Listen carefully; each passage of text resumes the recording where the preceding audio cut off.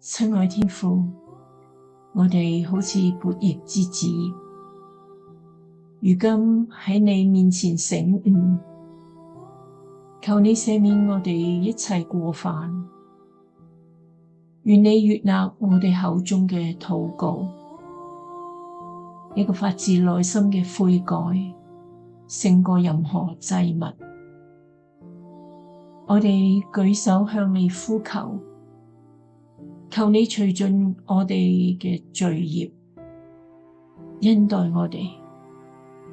此刻我哋帶着痛悔嘅心，單單歸回你嘅懷抱，因你係樂意饒恕嘅神，喺你裏面有豐盛嘅憐憫。禱告奉主耶穌嘅名，阿門。